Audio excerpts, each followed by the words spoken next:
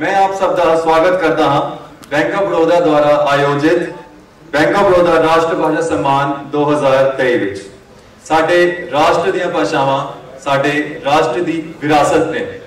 Bank of Baroda ਦੇ ਇਸ programme ਦਾ ਮਕਸਦ ਵੀ ਇਸ ਵਿਰਾਸਤ ਨੂੰ ਸਾਡੇ ਦੇਸ਼ ਦੀ ਵਿਰਾਸਤ ਨੂੰ ਅੱਗੇ ਲੈ ਕੇ ਜਾਣਾ ਹੀ ਹੈ।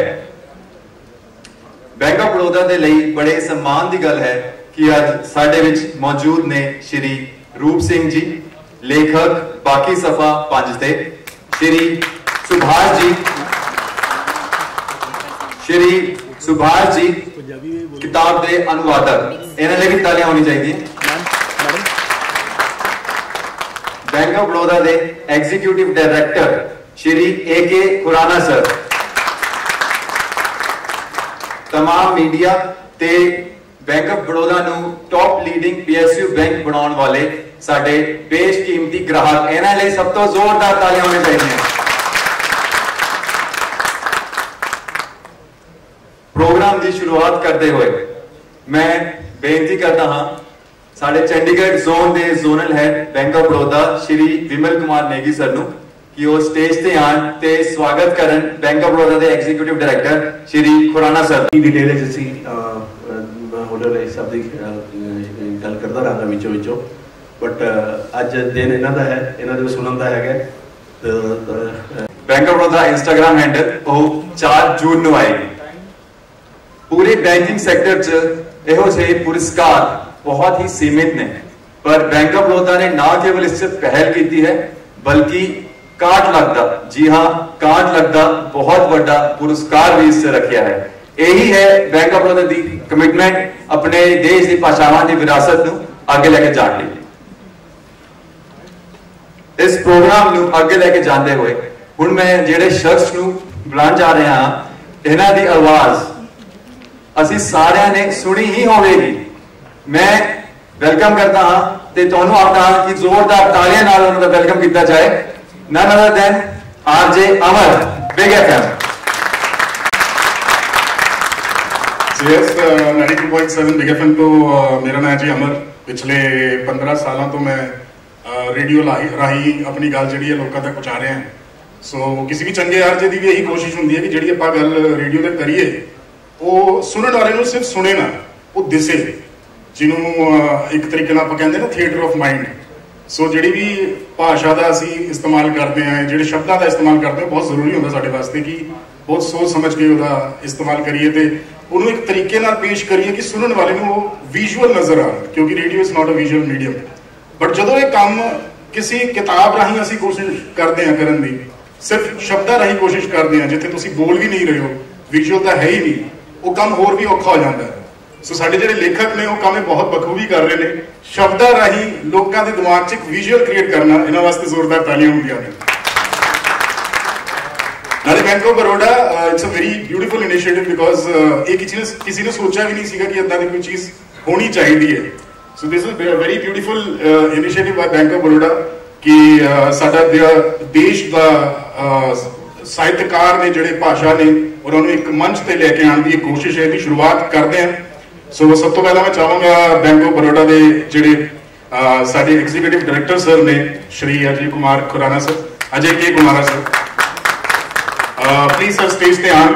एंड साडे जिहड़े लेखक ने बाकी सफा 5 पे इन्हां दे लेखक ने रूप सिंह जी, इन्हां दा मैं चाहांगा एक ऑफिशियल वेलकम भी हो जाए। सर प्लीज स्टेज पे DD of bank of Baroda इन्हां ने कीता है। Subhash Nirav sir please yo stage पे आन। 700 तो बाद पंजाबी कहानियां का अनुवाद किया इन्होंने, 500 तो बाद कवितावां भी ने। सबसे पहला सवाल तो ऑब्वियसली ईडी सर आपसे बनता है बिकॉज ये बड़ा अनकॉमन सी बात है सर, क्योंकि बैंक ऑफ बड़ौदा एक फाइनेंशियल इंस्टीट्यूशन है, तो एक फाइनेंशियल इंस्टीट्यूशन का ऐसा कोई कदम उठाना, ऐसा कुछ सोचना, ये अपने आप में एक बहुत यूनिक बात है और एक बहुत अहम पहल भी है। इसे कहीं ना कहीं देश का सबसे बड़ा सम्मान भी बताया जा रहा है। So what do you have to say about this sir, ये क्यों आइडिया आया, क्यों इसकी शुरुआत हुई? हिंदी में बात Punjabi Hindi whatever you are comfortable with, mix anything, I am comfortable with anything. Okay, the main reasons I would like to mention. Bank of Brodda, we are in service industry. साडा काम सिर्फ सेवा है, कोई मैन्युफैक्चरिंग साड़ी कुछ नहीं है, सिर्फ सेवा करनी है। सेवा जिहड़ी है वो ਜ਼ਬਾਨ ਦੇ ਰਾਹੀਂ ਹੀ ਹੁੰਦੀ ਹੈ। ਹੁਣ ਤੱਕ ਅਸੀਂ ਇਹ ਸਮਝਦੇ ਸੀ ਕਿ ਜਿਹੜੀ ਨਾ ਅੰਗਰੇਜ਼ੀ ਜ਼ਬਾਨ ਹੀ ਹੈਗੀ ਉਹ ਬੈਂਕਿੰਗ ਸਰਵਿਸ ਵਾਸਤੇ ਬਣੀ ਹੈ, ਸਾਡਾ ਹੀ ਮੰਨਣਾ ਸੀਗਾ। ਲੇਕਿਨ ਅਸੀਂ ਪਿੱਛੇ ਇੱਕ ਸਰਵੇ ਕਰਵਾਇਆ, ਅਸੀਂ ਕਸਟਮਰ ਸਰਵਿਸ ਜਿਹਦੇ ਸਾਡੇ ਜਿਹੜੇ ਕਾਲ ਸੈਂਟਰ ਹੁੰਦੇ ਆ, ਉਹ ਕਾਲ ਸੈਂਟਰ 'ਤੇ ਅਸੀਂ ਇੱਕ ਵਾਰੀ ਉਹਦਾ ਡਾਟਾ ਅਸੀਂ ਇਕੱਠਾ ਕਰਨਾ ਸ਼ੁਰੂ ਕੀਤਾ, ਉਹਦਾ ਅਸੀਂ ਰਿਕਾਰਡ ਲਿਆ। ਵੀ ਫਾਊਂਡ ਕਿ 93% ਲੋਕ ਜਿਹੜਾ ਹੈ ਉਹ ਲੋਕਲ ਲੈਂਗੁਏਜ ਗੱਲ ਕਰਨਾ ਚਾਹੁੰਦੇ हैं। That was really shocking for us कि ਹੁਣ ਤੱਕ ਅਸੀਂ ਸਰਵਿਸ ਦਿੰਦੇ ਰਹੇ ਅੰਗਰੇਜ਼ੀ 'ਚ, ਜਦਕਿ ਜਦੋਂ ਕੋਈ ਗੱਲ ਕਰਨਾ ਚਾਹੁੰਦੇ ਹੈ ਕਸਟਮਰ ਸਾਡੇ ਨਾਲ, they want in local language only, ਇਧਰ ਇਟ ਇਜ਼ ਹਿੰਦੀ ਔਰ ਰੀਜਨਲ ਲੈਂਗੁਏजेस। तो ਉਹ ਅਗਰ ਕਸਟਮਰ ਦੀ ਭਾਸ਼ਾ ਦੇਣਾ ਹੈਗਾ ਤੇ ਅਸੀਂ ਕਿਉਂ ਨਾ ਇਹਦਾ ਪ੍ਰਚਾਰ ਪ੍ਰਸਾਰ ਕਰੀਏ। ਸੈਕਿੰਡ ਇਜ਼ ਕਿ ਅਸੀਂ ਸਾਡੀ ਟ੍ਰੈਡੀਸ਼ਨ ਐਸਾ ਰਿਹਾ ਹੈ, ਬੈਂਕ ਆਫ ਬੜੌਦਾ ਦਾ ਟ੍ਰੈਡੀਸ਼ਨ ਹੀ ਐਸਾ ਰਿਹਾ ਕਿ ਅਸੀਂ ਕਲਚਰ ਨਾਲ ਕਾਫੀ ਟਾਈਮ ਤੋਂ ਜੁੜੇ ਹਾਂ। ਪਿਛਲੇ 12 ਸਾਲਾਂ ਤੋਂ ਅਸੀਂ ਲੋਕ ਭਾਸ਼ਾ ਸਨਮਾਨ ਇੱਕ ਅਵਾਰਡ ਦੇ ਰਹੇ ਹਾਂ। ਉਹ ਸ਼ਾਇਦ ਲੋਕਾਂ ਨੂੰ ਨਹੀਂ ਪਤਾ ਹੋਣਾ ਕਿਉਂਕਿ ਬਹੁਤ ਵੱਡਾ ਅਵਾਰਡ ਨਹੀਂ ਸੀਗਾ, ਸਮਾਲ ਅਵਾਰਡ ਲੋਕ ਭਾਸ਼ਾ ਸਨਮਾਨ। ਉਹਦੇ ਵਿੱਚ ਵੀ ਅਸੀਂ ਜਿਹੜੀਆਂ ਹਿੰਦੀ ਦੀ ਹੀ ਦੂਸਰੀ ਜਿਹੜੀਆਂ ਉਹਨਾਂ ਦੇ ਡਾਇਲੈਕਟਸ ਨੇ, ਉਹਦੇ ਵਿੱਚ ਜਿਹੜੇ ਵੀ ਅੱਛੇ ਨੋਟਰੀ ਸਾਹਿਤਕਾਰ, ਕੋਈ ਗਾਇਕ ਅੱਛਾ ਕੋਈ ਗਾਣ ਵਾਲੇ ਹੋਣ ਜਾਂ ਹੋਰ ਕਿਸੇ ਤਰੀਕੇ ਉਹ ਕੋਈ ਵੀ ਪ੍ਰਮੋਟ ਕਰ ਰਹੇ ਹੋ ਲੋਕਲ ਲੈਂਗੁਏजेस ਨੂੰ, ਉਹਦੀ ਗੁਜਰਾਤੀ ਵਿੱਚ ਵੀ ਅਸੀਂ ਉਹਨਾਂ ਨੇ ਅਵਾਰਡ ਦਿੱਤੇ। ਹਰ ਸਾਲ ਅਸੀਂ ਅਵਾਰਡ ਦੇ ਰਹੇ ਸੀ। ਸੋ ਹੁਣ ਇਹ ਸਾਡੇ ਏਰੀਆ 'ਚ ਜਿਹੜੇ ਪੜ੍ਹਨ ਵਾਲੇ ਮਿਲਦੇ ਆ, ਅਗਰ ਉਹਨੂੰ ਕੋਈ ਕਨਵਰਟ ਕਰਕੇ ਤੇ ਅਗਰ ਲਾਰਜਰ ਮੀਡੀਆ ਦੇ ਵਿੱਚ ਇਸ ਨੂੰ ਕੋਈ ਲਿਖਣ ਵਾਲੇ ਹੈਗੇ ਆ ਤੇ ਉਹਦੀ ਬਹੁਤ ਅੱਛੀ ਕਰੀ ਬੁੱਕਸ ਹੈਗੀਆਂ, why not take this initiative and publicise them. 1984 ਦੇ ਪੋਸਟ ਇਵੈਂਟਸ ਜਿਹੜੇ ਨੇ, ਟ੍ਰੈਜਿਕ ਇਵੈਂਟਸ ਨੇ, ਉਹਦੇ ਤੇ ਬੇਸਡ ਹੈ। ਕਿਤੇ ਨਾ ਕਿਤੇ ਨੂੰ ਇੱਕ ਕਾਲਾ ਸਮਾਂ ਵੀ ਕਹਿੰਦੇ ਆ ਪੰਜਾਬ ਦਾ, ਹੈ ਨਾ। ਤੇ ਇਸ ਉਪਨਿਆਸ ਵਿੱਚ ਤੁਸੀਂ ਇੱਕ ਥੋੜਾ ਜਿਹਾ ਡਰ ਦਾ ਦੌਰ ਵੀ ਦਿਖਾਇਆ ਕਿਸੇ ਤਰੀਕੇ ਨਾਲ, ਹੈ ਨਾ। ਸੋ ਇਹ ਇੰਸਪੀਰੇਸ਼ਨ ਕਿੱਥੋਂ ਆਈ? Is it something that happened that you saw? Inspiration ਕਿੱਥੋਂ ਆਈ? ਦੇਖੋ ਅਮਰ ਜੀ, ਇੰਸਪੀਰੇਸ਼ਨ ਤੋਂ ਲੈਣ ਦੀ ਲੋੜ ਕਿਤੋਂ ਨਹੀਂ ਹੈਗੀ। ਤੁਸੀਂ ਪੰਜਾਬ ਦੇ ਕਿਸੇ ਵੀ ਪਿੰਡ, ਕਿਸੇ ਵੀ ਸ਼ਹਿਰ 'ਚ ਚਲੇ ਜਾਓ, ਇੱਕ ਘਰ ਛੱਡ ਕੇ ਦੂਜੇ ਘਰ 'ਚ ਕਿਸੇ ਨਾ ਕੋਈ ਕਿਸੇ ਰੂਪ 'ਚ ਟ੍ਰੈਜਡੀ ਕਿਸੇ ਨਾਲ ਹੋਈ ਹੋਵੇ। ਇੰਸਪੀਰੇਸ਼ਨ ਤਾਂ ਸੜਕਾਂ 'ਤੇ ਤੁਰੀ ਫਿਰਦੀ ਹੈ, ਉੱਥੇ ਹੀ ਸਾਰੇ ਮਿਲੀ। ਔਰ ਇਸ ਵਿੱਚ ਜੋ ਮੈਂ ਮੇਨ ਲਿਆ ਹੈ, ਦੇਖੋ ਸਾਰੇ ਮੈਂ ਬੈਠਾ ਗੱਲ ਕਰ ਰਿਹਾ ਸੀ, 1984 ਬਲੂ ਸਟਾਰ ਆਪਰੇਸ਼ਨ ਸਾਰਿਆਂ ਨੂੰ ਪਤਾ ਹੈ। ਜੋ ਅੱਜ ਤੋਂ 15 ਸਾਲ ਬਾਅਦ ਪਹਿਲਾਂ ਪੈਦਾ ਹੋਏ ਉਹਨਾਂ ਨੂੰ ਵੀ ਪਤਾ ਹੈ, ਜੋ ਅੱਗੇ 15 ਸਾਲ ਬਾਅਦ ਪੈਦਾ ਹੋਣਗੇ ਉਹਨਾਂ ਨੂੰ ਵੀ ਪਤਾ ਹੋਏਗਾ ਉਹ। ਲੇਕਿਨ ਉਸ ਤੋਂ ਬਾਅਦ ਜਿਹੜਾ ਬੋਰਡਰ ਰੋਜ਼ ਆਪਰੇਸ਼ਨ ਹੋਇਆ, ਉਹ ਉਹਨਾਂ ਲੋਕਾਂ ਨੂੰ ਪਤਾ ਜਿਨ੍ਹਾਂ ਨੇ ਕੀਤਾ ਜਾਂ ਜਿਨ੍ਹਾਂ ਨਾਲ ਹੋਇਆ।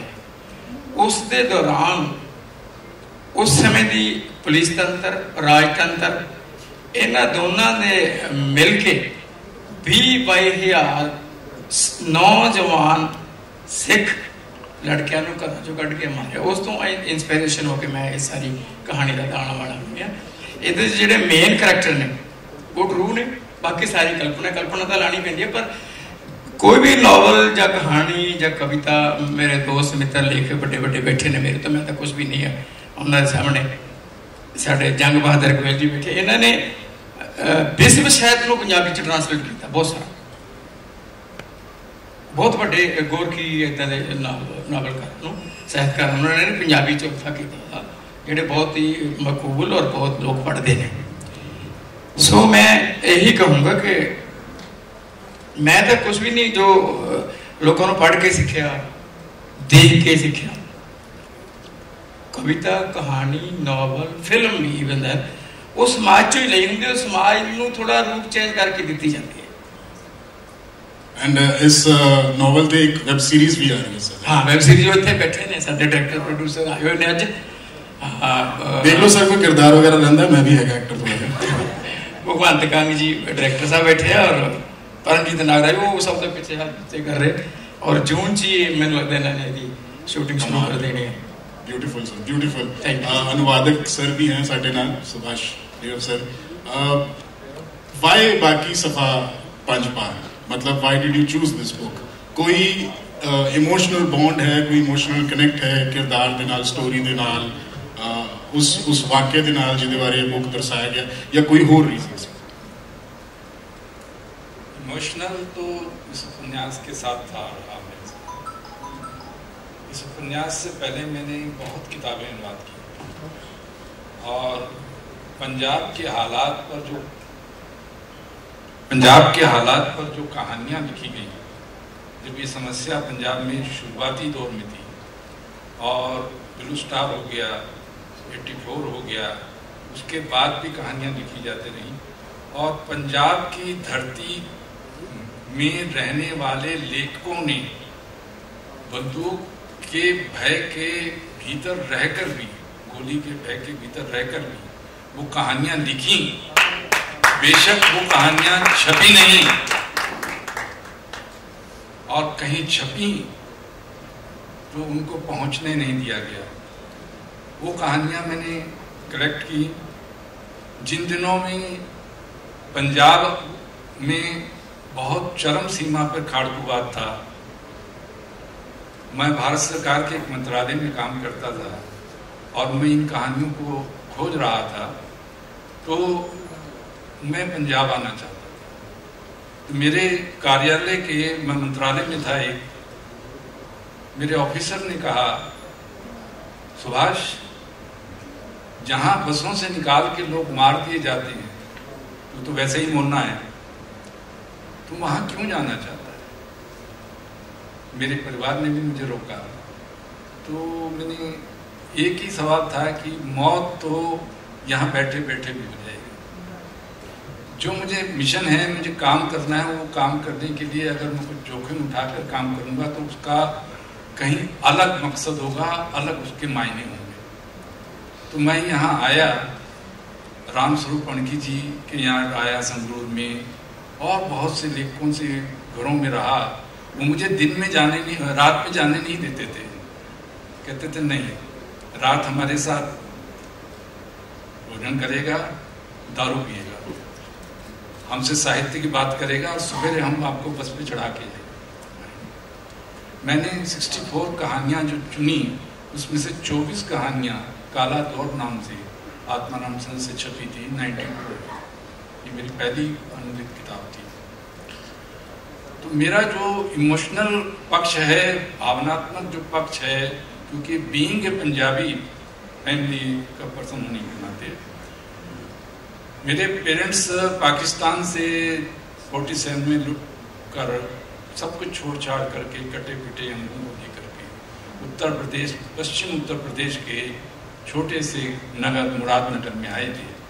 वहाँ पे किसी ने बताया कि भाई एक ऑर्डिनेंस फैक्ट्री है, उस फैक्ट्री में भर्ती खुली है। तो हमारे फादर वहाँ पे आए और उनको नौकरी मिल गई। वैसी भर्ती हो जाती थी लेबर में, मेडिकल कराओ और ज्वाइन करो, खोली मिल गई रहने को।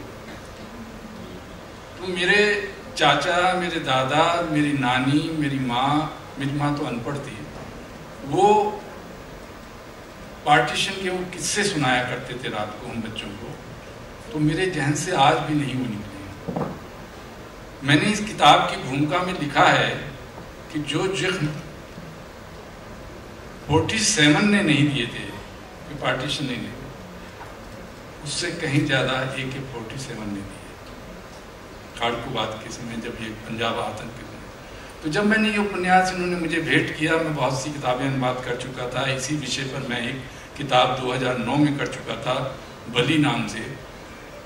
और जब इन्होंने मुझे किताब विश्व पुस्तक मेले में दी और मैंने पढ़ी, तो मेरा ये था, मन में आया कि जो चीज़ें हमारे इतिहास के वर्कों में सिमट कर रह गई हैं, इतिहास की पुस्तकों में दर्ज हो गई हैं, क्या ही अच्छा हो कि वह साहित्य के पन्नों पर भी उकर के आए।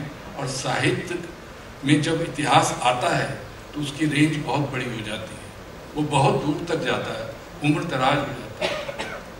तो मैंने इनसे बात की और उन्होंने कहा कि कर लो, अनुवाद कर लो। और मैंने डूब के अनुवाद किया। जब पढ़ा था तो सीधे सीधे पढ़ा था, भावुक भी हुआ, लेकिन अनुवाद करते समय कई स्थलों पर जो गुरमीत नायक है इसका, वो मेरी आंखों के सामने आज भी खड़ा हो जाता है। ऐसे ऐसे वाक़यात थे कि मेरे आंखों से आंसू निकल आते थे। तो मैं अपनी पत्नी को किस्से सुनाता था, पंजाबी नहीं पढ़ पाती, तो